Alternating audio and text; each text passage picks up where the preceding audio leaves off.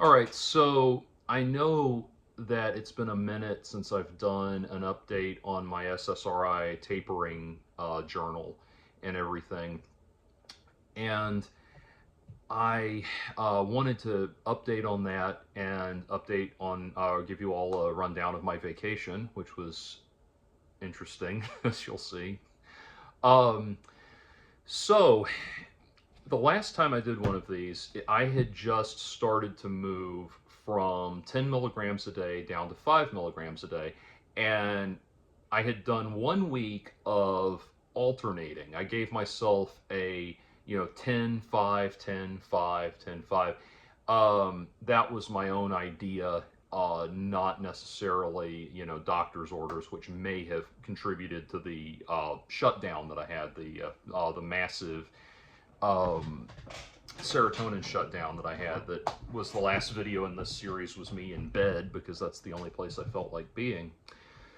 So I want to talk about this because shit got kind of scary for the last couple of weeks, but I'm in a place now where I'm doing a lot better. And just today, in fact, I just got home from a checkup at the doctor's office, and I very pleased with how it went. So the story ends well. So, you know, as I've been tapering, I've been staying since that crash. I've been staying at 10 milligrams. Have not gotten back with. I was advised to get with behavioral health. The psychiatric wing of my health insurance, rather than rather than just doing it through the general practitioner, because it is going to take a lot longer than what I had originally thought. But it's one of those things where, when you start trying to move one piece of the Jenga tower that is your health, other things start coming into place.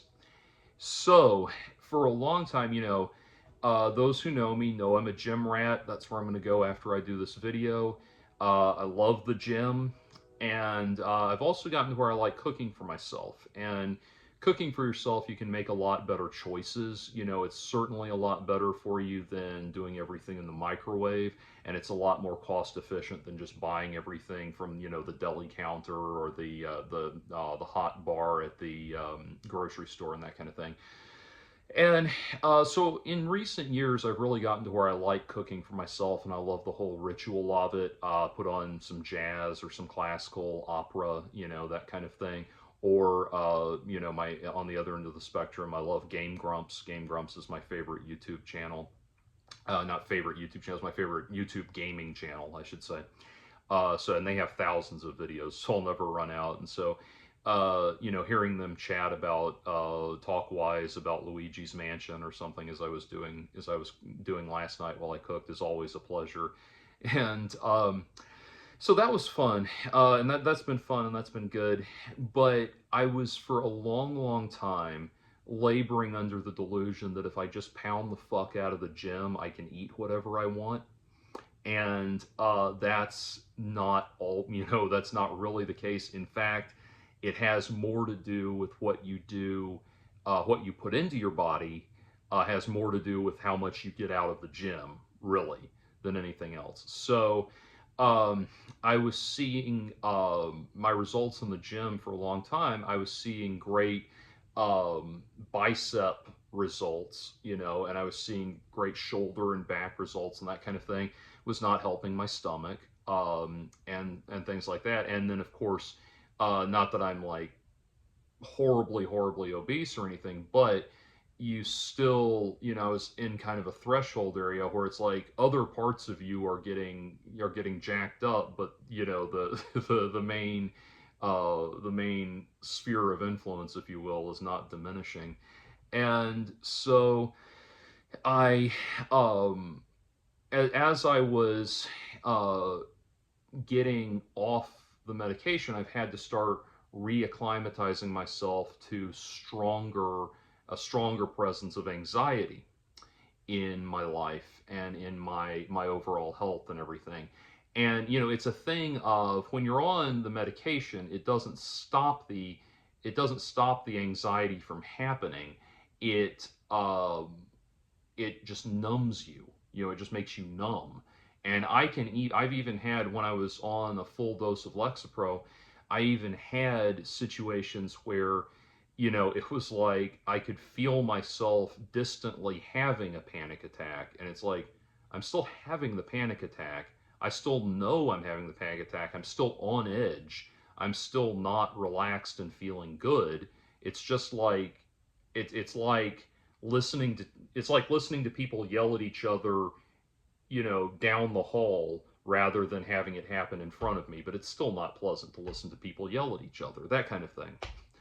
As I've come off the medication and started using more front end proactive coping strategies for the anxiety and that sort of thing, I've actually had a lot better results because and this is where my AI therapist has been very, very helpful because it can help me track. And as I talked about this with my GP, by the way, my doctors actually really like the idea of monitoring, your health with ChatGPT because it really knows, it can really follow and really flow really well with where you're at and everything. But as I started to kind of readdress everything that I was feeling and all of the anxiety and everything, it gave me a great. It was really good at being kind of Virgil to my Dante, guiding me through the hell of a panic attack, where like, okay, now you're in this moment, your brain is doing this. Now you're experiencing this because now your brain is doing this, etc., etc. Moving me through that was really great, and so it's been really helpful that way. And in general, I mean, I'm sure people who watch my channel are completely surprised to learn that I am the kind of person that tends to overanalyze and hyper focus on things. But um, believe it or not, that's something that I deal with. And one of the great things about doing, as I call it, AI therapy, or having this wonderful resource available, is that I have something that I can, pepper with all of my inane hypochondriac questions, and it's got good information and can cite all of its sources, and can link me to its sources and everything that way, and I'm not pestering people in reality with it. Um, so all of that's been good, but here's the thing: as you know, I've had to come be honest with myself. High blood pressure, high cholesterol is something I have to deal with. And I've had to be honest with myself that my back end approach of just beating the shit out of the gym and hoping that works and everything, that's not going to work. That I still need to, and I've already, there's a lot of changes I had already made to my diet. I stopped drinking sodas, actual sodas. I'll drink like the prebiotic, health sodas and everything, but the actual sodas like Sprite, 7 Up, Coke, Mountain Dew, all that, I stopped drinking that shit years ago. That is pure poison. You don't need it in your system.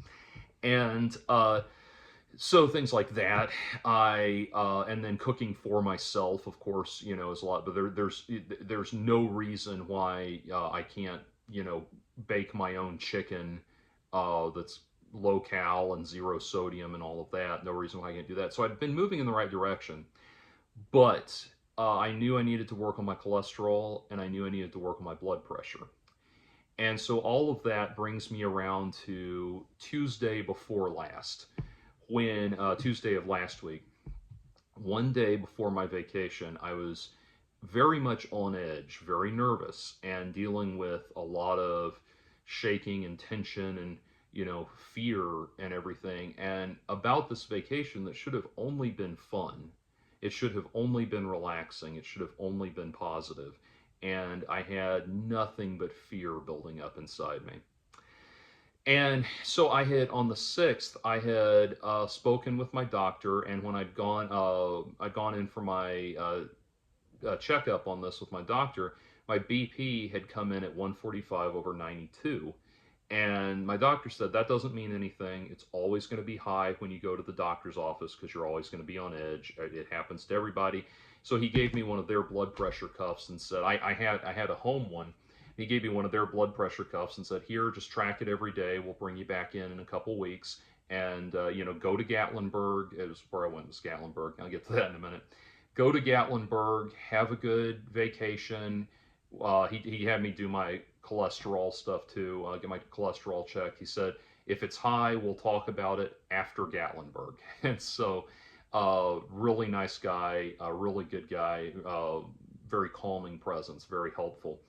And they, and so I started tracking my BP, and for the most part, tracking it at home, I already, like I said, already had been doing that some, but I started tracking it, checking it every day, and for the most part, it was on the high end of okay. It even came down to 118 over 80 something at one point, but for the most part, it was on the high end of okay. So like 135 systolic and a little, approaching 90 in the diastolic. And so that's not great. That's room for improvement. But I was attributing all of this to, well, I'm nervous about the trip. And again, that's the thing. I should not be. My hair looks like some kind of alien antennas or something. Anyway, I should not be nervous about this peaceful trip to the mountains. And so that's what I attribute it to. And then the night before, it was around, see, I don't have the thing in front of me, but it was about high 140s over just under 100. And that was worrisome to me. I went out. I was thinking, like, it's late night. I'm about to go to bed. I went out and took a walk and came back, and it'd come down a little bit, but not too much. And I was worried. That puts it in stage 1 hypertension. So I had I said, well, I'll go to sleep and check it in the morning. I went to sleep. I woke up and checked it in the morning, and it was 186 over 118, and I was terrified, and I was freaking out. I thought, okay, well, usually what would happen is I would wake up and a sudden smack of panic would hit me. As I've been dealing with this, the new imbalance, chemical imbalance, and everything over the last couple months, and all this, like, I wake up and a smack of panic hits me, and I have to come down from that. So I thought, okay, don't freak out. It's just that. And I sat for a minute. I sat on the edge of, sat up in bed and both feet on the floor, and sat for a minute and sat for a minute, and then I did it again. It had come down to like 163 over 100 or something. So not a significant improvement. And so I hightailed it to the emergency room, and I went in, and I was very, massive panic attack, as you can imagine. And so they took it. They brought me in, set me down, took my blood pressure. It was 148 over 98, which I thought, okay, good, we're coming back down. This is good. We're good. So they said, hang tight, we're going to bring you back in a second. So they brought me back. I had sent a message to my boss, my supervisor at my day job, saying, hey, I'm gonna cancel the first half of my day. I'm not gonna be in for the first half. We'll see. We'll see how I feel later. And so I'd sent him that message, and they take me back to the room, and the nurse that I'm talking to, the blood pressure wasn't, again, it was still in that range. It wasn't great, but it was not something they could treat. She said, we're not going to treat blood pressure this low, because if we bring this down quickly, you could have a stroke, that kind of thing. And so then, conveniently, my supervisor had not seen the message I left for him, called wanting to know where I was, and that shot my BP back up. And I said, did you see my message? He said, no. I said, I'm in the ER. And he said, okay, no problem, to be well, be healthy. And let me go at that, but that shot my BP back up. So they said, okay, now we can treat this. And they took me back, gave me a room, And I was just, my panic was through the roof. And so the nurse came in, nice guy. He came in and said, how, said, well, you seem like you're on edge. I said, I am. I'm having a massive panic attack. He said, why? And I said, because I'm afraid I'm about to die. And he said, okay, do you have any dizziness, any numbness, shooting pain in your left arm, any what, walked me through all, nausea, sweating, all of that. No, no, no, none of these things, none of the symptoms. Okay. And he said, okay, you're not going to die. And he said, we're going to give you some Ativan, we're going to bring it down. And so he talked to me a little bit, gave me the Ativan, we're going to give it time for it to work. Then the doctor came in. She was really good, and she said, "You're very, you're very high tension." She said, "Do you see me getting upset?" I said, "No," and she said, "Well, if we have a rule around here, if I'm not getting upset, you don't get upset, okay?" And I said, "Sure," and I kind of, still outwardly, this is the most I'm not try not to be too dramatic about these things, but outwardly it just shaking. You would think I was very cold or something if you saw me in the midst of this. And so I trying to let the Ativan calm me down and everything. And they I had left that day without for the ER without taking my meds, and the medication that I was my um, psychoactive medication, the Lexapro, and the medication I was taking for blood pressure. So I had not taken either of those. They brought me my blood pressure meds, and they brought me a snack, a sandwich and some, ham and cheese sandwich and everything, and a Gatorade, and gave me something to eat, and that helped a lot. And it came back down to, they were able to get my BP back down to that 145 over 92. It was like 145 over 95, I think was what they got it down to. And the doctor told me, she said, I've discharged patients that have 180 over 120, that have 200. No, she said 180 over 120. I'm sorry, she didn't say 200. That have 180 over 120 as their resting blood pressure, because that's just where they live. And so this is not, it's not about to kill you, but we need to work, we need to take this seriously and work on bringing it down. And so I said, well, I've got this vacation coming up in the mountains. There's going to be hiking. There's going to be, all kinds of stuff. She said, do it.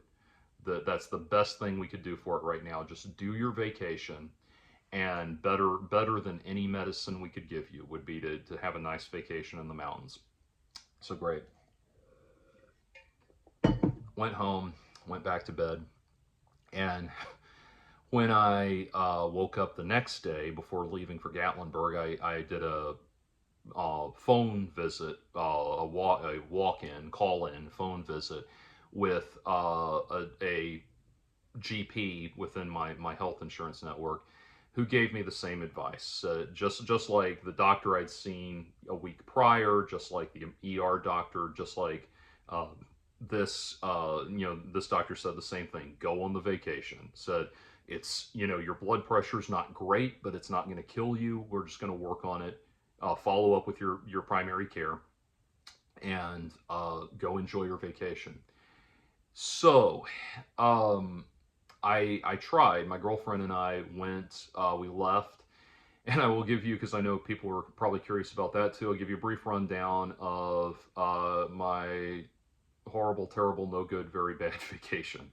The most fun thing I did the whole time was we stopped at a used bookstore called, I think it's called McKay's or McCrae's or something like that, in Chattanooga, and my girlfriend knew about it, and we stopped there. I could have I could have spent my entire vacation budget there, but I found some good classics.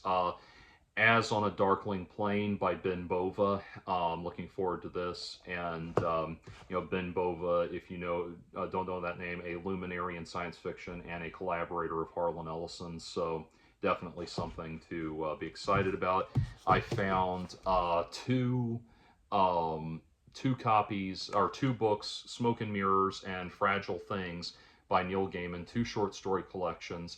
Um, and it's funny, the girl that was checking me out looked at the books and said, "Oh, Neil Gaiman." She said, "One of my," she said, she says, "one of my favorite authors, but apparently not a very good human being." And I just said, "I don't get into that stuff." I said, "Separate the art from the artist, and the work is what matters." And she says, "Yeah, and they're used books, so he's not making any money off of it." And I said, "Oh, I don't even worry about that." And that, weirdly, that very in the mindset that I was in. Bear in mind, I was still trying to come down from the existential crisis that I had thought I was having when I went to the ER. I was still trying to come down from that, and uh, the uh, and so, as weird as it was, if you have that little exchange might not seem like very much to those of you, you guys out there who are passive observers in the culture war and everything, but that little thing of I as somebody who have you know danced with the devil many a times when it comes to arguing against the woke cancel culture mob and everything. That made me feel I'm used to being very high alert around things like that, which is something I did to myself. But I'm peeling off price tags as we talk, which is something I did to myself. But nevertheless, that was still, to go ahead and use the term, triggering. I mean, it was still upsetting, because you even though this poor kid that's checking me out did not think, I'm sure was just making like whatever NPC conversation she makes with people while she's ringing them up, was not looking for any confrontation at all. But nevertheless, the confrontation thing hits, and I feel like I'm like this. That brings me back to another thing. As I was talking to God in the emergency room, trying, when they put me in the room where they were working on me, I said, tell me what you need me to let go of, to let go of this tension. What do I need to get out of my life? And one of the things that one of the immediate responses that I got was, and it's one of those things where, you get hit with something so strongly that it's either from God or it's your mind saying, okay, I'm going to take the role of God to make sure you hear this. One of the first things I got was to let go of my commentary and my concern and my worry about quote unquote woke stuff. And people who watch the channel know that I've commented on woke, and I've commented on I've commented on woke, and I've commented on MAGA, in kind of roughly equal balance, because I see them both having deleterious effects. But if we're being honest, MAGA right now, the difference between, not to go political here, but the difference between woke and MAGA is the difference between a really annoying head cold and stage 4 pancreatic cancer.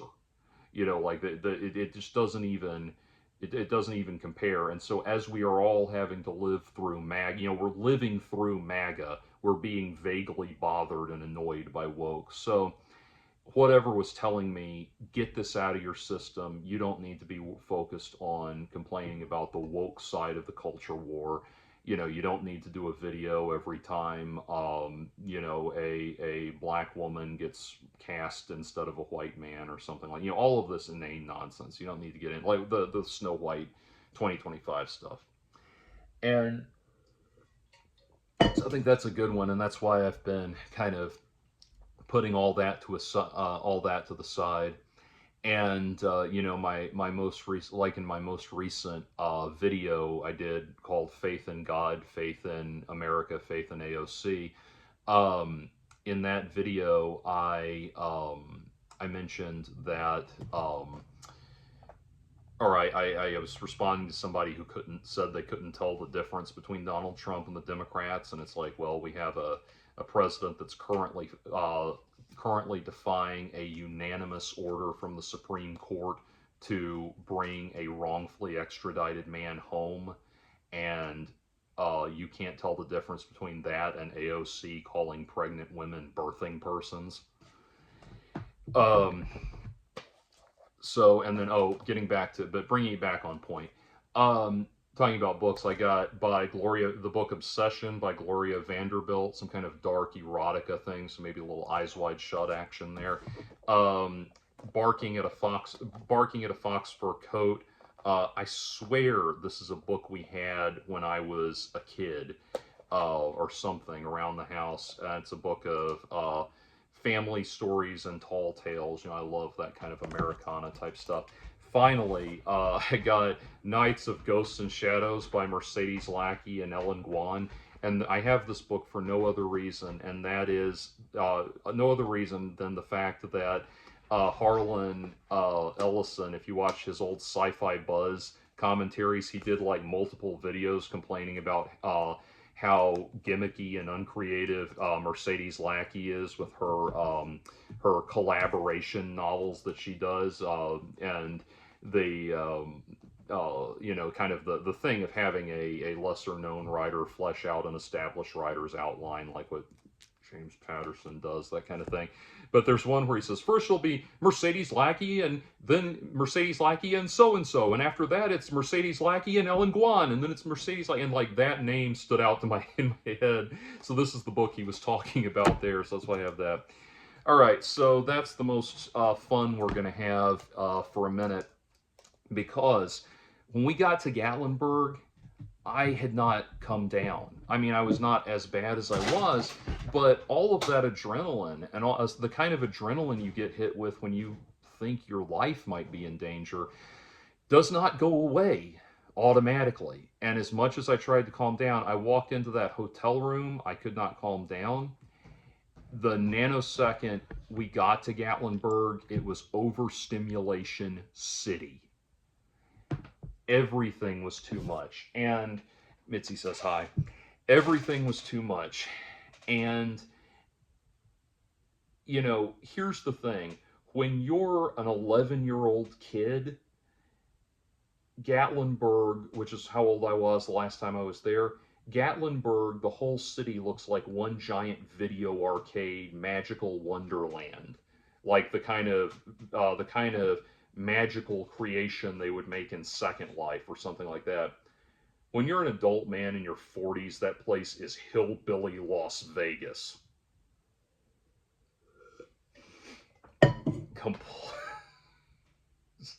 No, it was awful. It was beyond awful. I can't even begin to describe to you how awful it was to be there. And my anxiety had not calmed down. Again, it was, and I was already in a place of I've got to overhaul my diet. I've got to confront the fact that I'm not eating well, even though I'm doing some things right. I got to get all the sodium out. I got to get all the microwave shit out. I got to overhaul my diet. I got to eat healthy, just to start feeling like I'm not gonna die anymore. Okay, well, you try doing that in fucking Gatlinburg. Like, the smell of frosting and sugar just hangs low in the air. Like it's like this is the one place where diabetes is a communicable disease. I mean, you know, a miasmal disease. I mean, it's just it is impossible. So I was not at all calmed down. We got moved into the room, and I did the best thing I could find. There was a Subway, and so I said, I'm going to go to Subway and get something I can eat to calm down on. And I got just a flatbread salad with chicken, not chicken salad, but flatbread like chicken Caesar salad type thing, and that was 900 milligrams sodium. So I ate that, just ate it right down, started to feel better. We went to the grocery store, which, like, it's weird. The normal things are all mostly on the outskirts of town. And so we drive out of town and go to the grocery store, their equivalent of the Piggly Wiggly, and got healthy things to eat and everything. And so I had come down a little bit that night, and sleeping. I was waking up about every hour. I was getting to where I was tired enough to go to sleep, and not often I would wake up every hour on edge. And so, uh, second day, the we were there 2 full days. In the mornings, my girlfriend would go hiking without me, and I would stay in bed and try to calm down, doing all of the coping mechanism, anxiety stuff, and everything, and it was not coming down. And I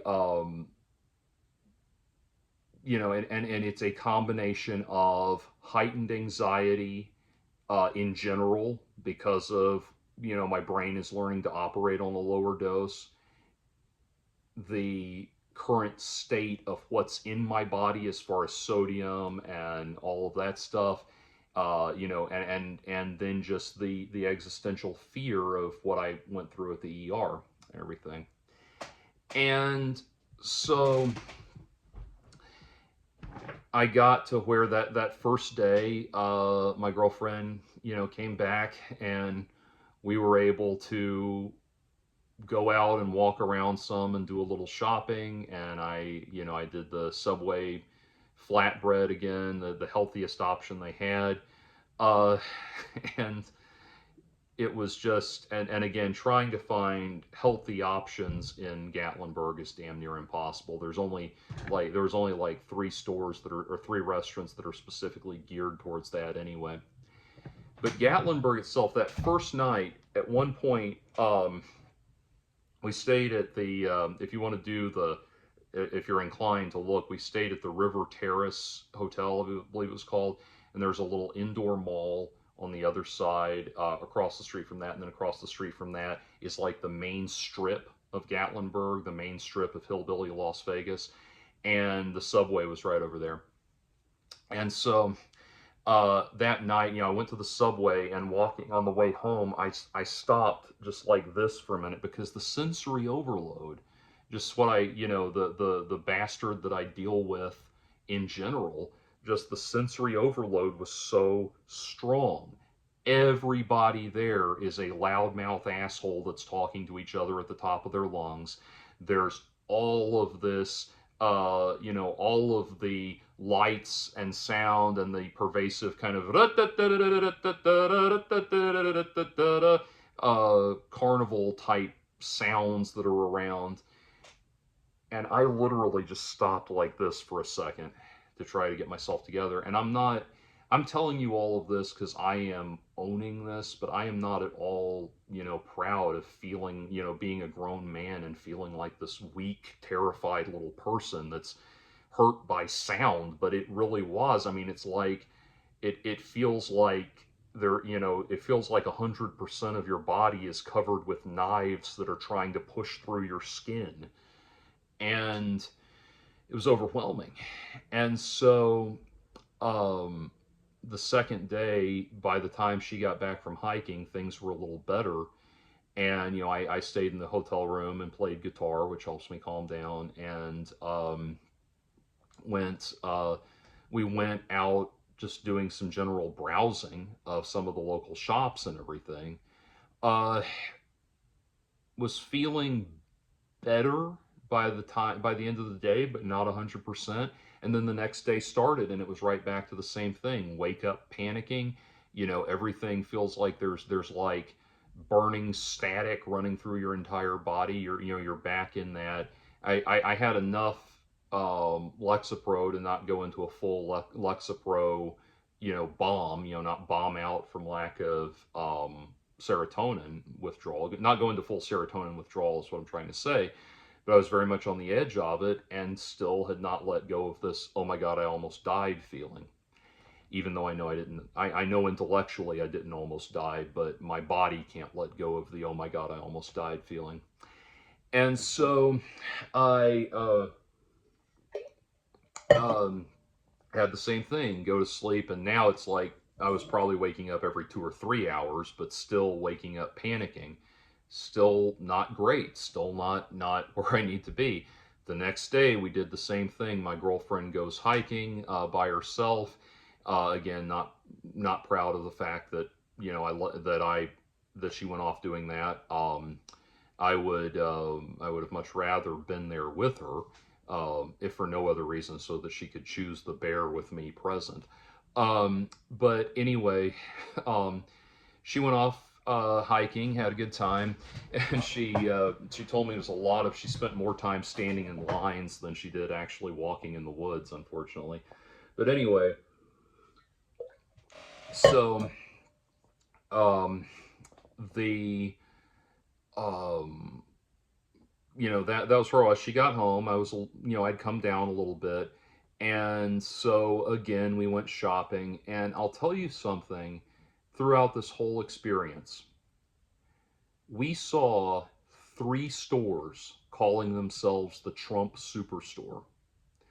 We saw the on the way there to Gatlinburg, we saw a sign for one, and then we saw 2 more Trump Superstores while we were there.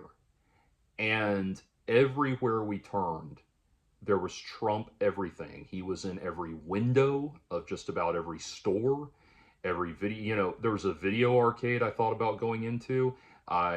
We walked up to it, and there's a Donald Trump fortune telling machine right there right as you walk in the door. We thought about going to Ripley's Believe It or Not, the museum, which I've always wanted to see. And the first thing that you have there is a thing where you can pose for you've got a statue of Donald Trump that you can pose with, to get your picture taken. And we went in a fine art gallery, and the first thing you see is this very well done, detailed painting of Donald Trump surrounded, looking cheerful and comradely in a way that he never looks in reality, and surrounded by all of the other U.S. presidents who are all, surrounding him with this very, almost this Last Supper level of reverence and everything. And that's, everywhere. Okay, there was a tea store, a toy store, and a Walgreens, and the aforementioned grocery store, and 2 restaurants we went in. Those were the only places where I did not see Trump shit everywhere. He was, I mean, that town was completely covered in Donald Trump lesions.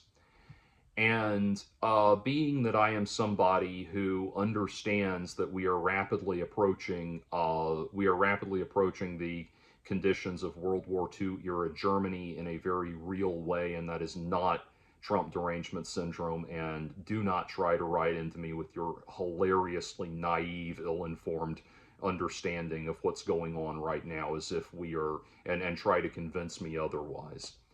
As somebody who understands the very dire situation that we're in, that's adding to my that's adding to my fear all the more. Now, as we were checking into the hotel, we got the news that Captain Fuckface had in fact paused the tariffs for 90 days, owing to the negative response apparently, so it could breathe a little easier on that. And I do like, by the way, that AOC is out there on the fucking campaign trail saying openly, that Donald Trump was just deliberately tanking the market so that his billionaire buddies could buy cheap and then sell, could buy low and sell high. I love that she's finally, say it out loud, scream it at the top of your lungs. Hell yeah, that woman has my vote. Anyway, if she runs for president, and I hope she does.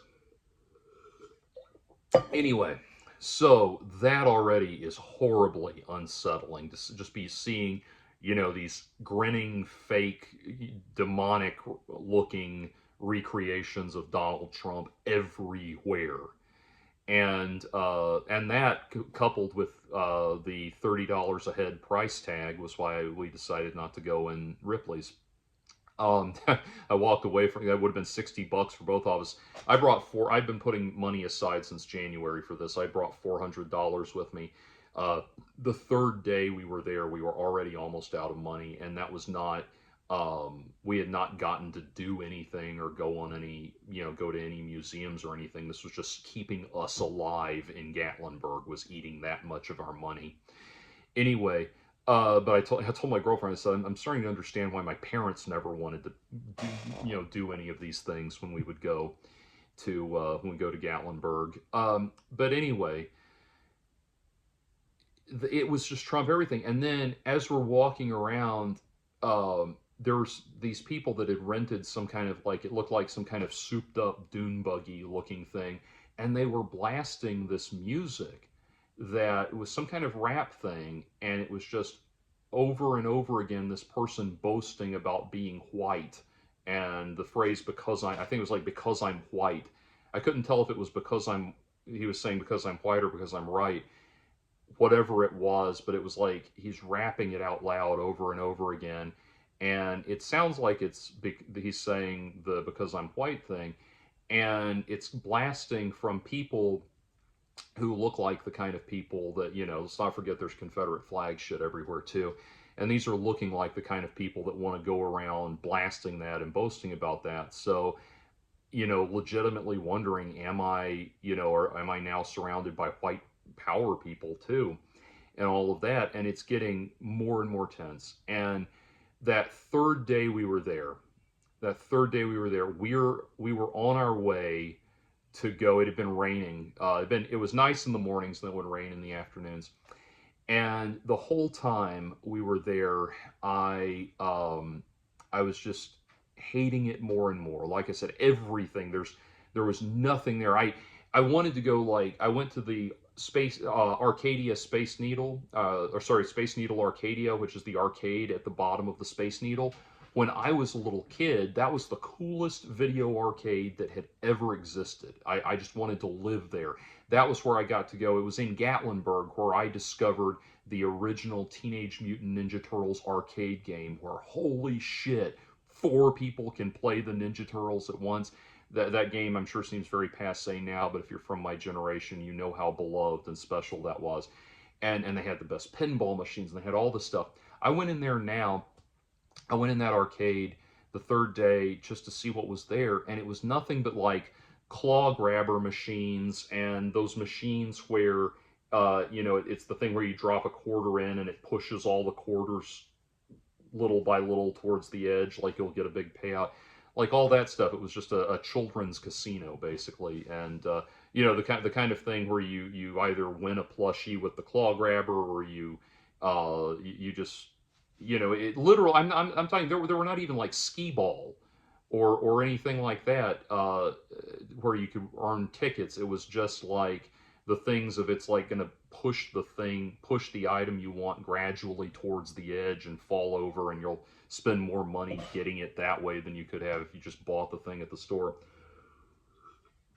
It's just that, just games of chance. And, it's like, my girlfriend said, this is overstimulation, the arcade. And I was like, this is overstimulation, the city. We left.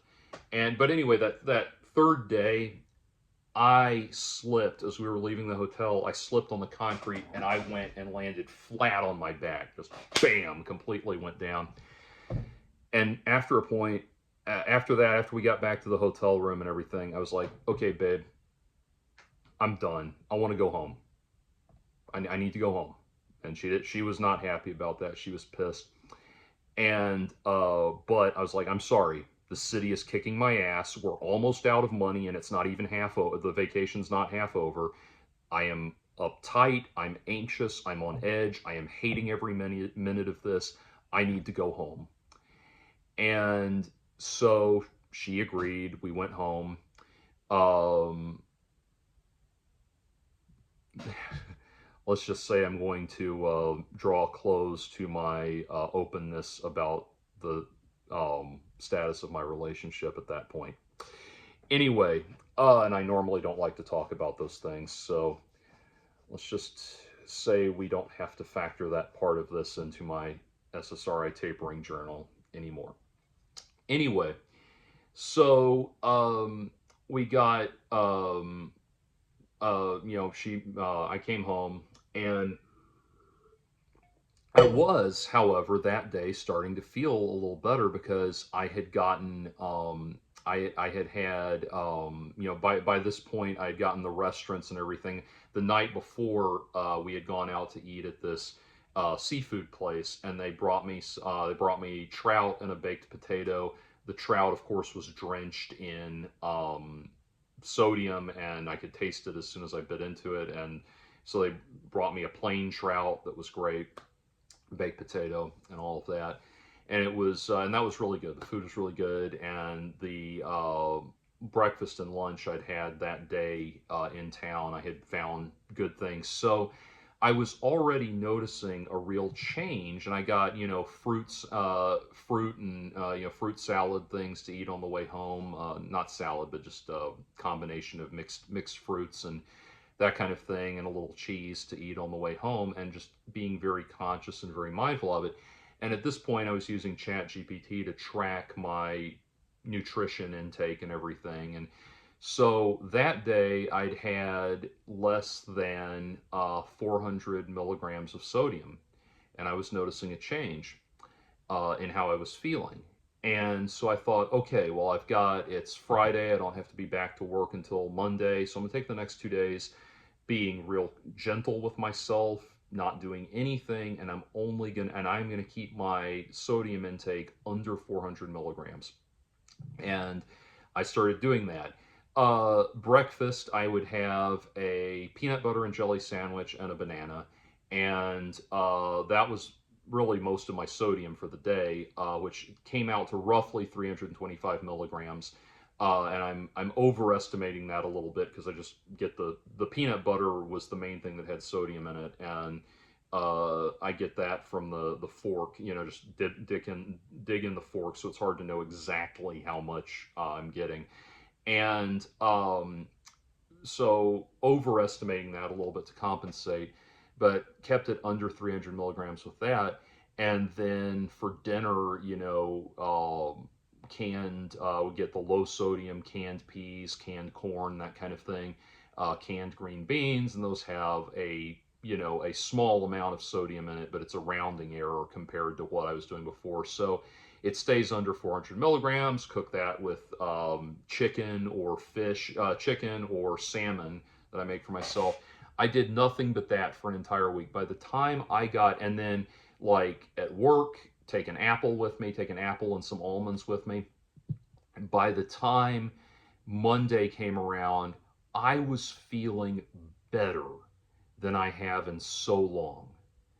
And I realized that so much of, while anxiety and overstimulation and all of that remain a pervasive issue for me, part of a tremendous part of what was making that uncomfortable for me was a tremendous part of what was making that uncomfortable for me and difficult for me was all the crap I had in my system.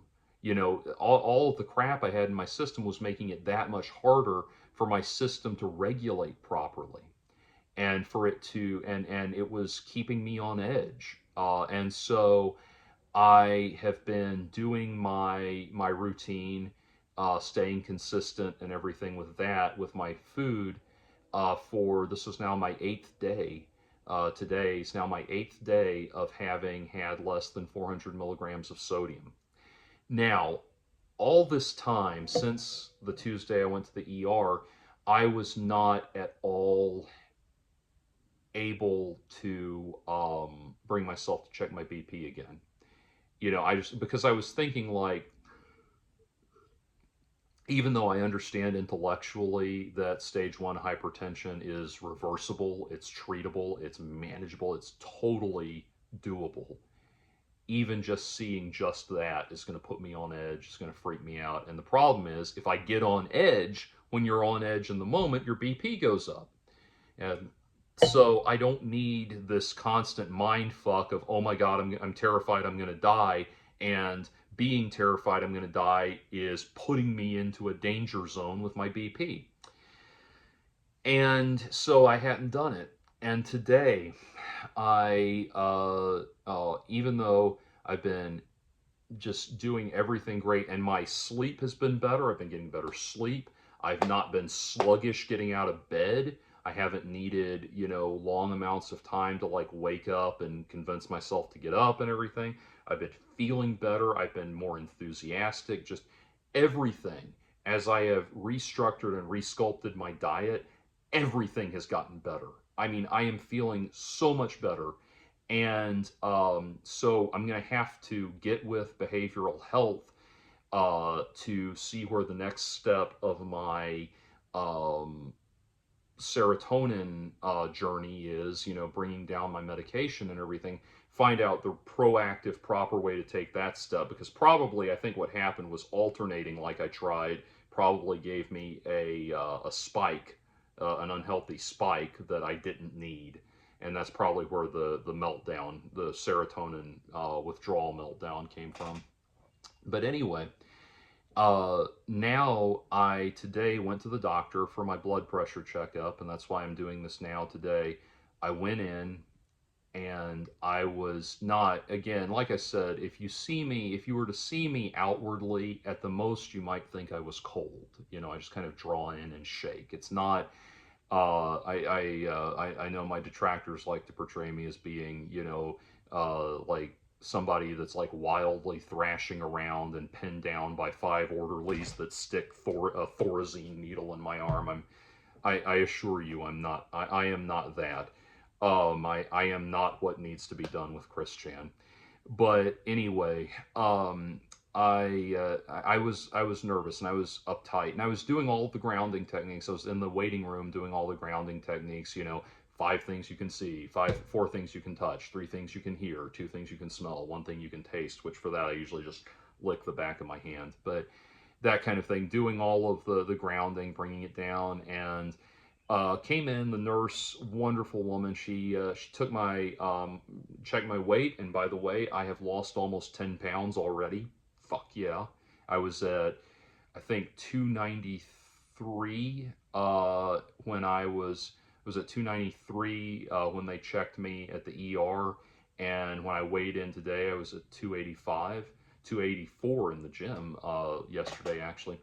But anyway, so that's been great too. But anyway, they set me down, and I just told her, I said, here's everything I'm dealing with. And so I'm having a panic attack right now. It's not a bad panic attack, but if you check my BP, it's going to be high. And she said, okay, well, I'm going to get you some ice chips and you can hang out for a minute. She said she had some scheduling stuff open up so we can take all the time we need and we can sit down. And, she taught me through like other administrative things I needed to update with my, healthcare and everything. And getting, because I moved recently, I need to get set up with a GP that's right, and, that's in that facility that I was at. And she, did a great job of calming me down. Wonderful bedside manner, and she was so nice. And by the time we got to where I was just like, I had come in with a bottle of water, and I was taking the cup of ice chips and pouring the water into it and drinking and just talking to her. But at that point, she said, "Okay, let's take your BP. She had the pulse thing on my finger. Said your pulse is coming down. Let's." Oh, and by the way, when I was at the ER, they did do some blood work and and all that. They said my kidney function was looking great and my blood was oxidizing nicely and everything. So those were good things, and that was reflected in the check they did today as well. She said, "All right, let's check your blood pressure." 128 over 78. So I am very excited about that and very happy about it. It's like, oh, thank God. And that was still while I was still a little on edge and everything. So that's good. But yeah, 128 over 78. That's fucking great. And so my body is responding to the is responding positively to everything that I'm doing for it. And I will tell you again, everything has been, now that I've got over a week now of eating well, eating healthy. I brought the sodium intake down some in Gatlinburg. It's never going to be zero in a place like that, but I brought it down some in Gatlinburg, and then now this is my 8th day of being under 400 milligrams sodium. It's working. I'm feeling fucking great. And a lot of positive. Again, I can't tell you what. So someone at my work, at my day job, commented. Several people actually commented on how much more brighter I seemed, how much more enthusiastic, positive, properly energetic I seemed, not manic, but like involved and everything I seemed. And so um, I am very, very pleased with how that has been going already, and this is just showing me that it's going the right way in the right direction. And um, I like being alive a lot more than I like cheeseburgers. Not by much, but it's one of those things where it's like I have I have 40 some odd years of eating, or 41 years of eating fast food and cheeseburgers and all of that. I know I've had that experience. Let's go in some other directions. And so the new diet is helping a lot. I did last night, last night I made low sodium spaghetti that turned out great. I used salmon for the meat, which I probably use chicken in the future, but I was still able to um, get my tomato sauce and pasta fix and everything. And so yeah, it's going well. Extra virgin olive oil is an amazing, wonderful invention, um, and I'm I'm feeling great, and this is good. So very much a positive progress report. And thank you for sitting through all of this. And, on high and blue tomorrows. So far, so good.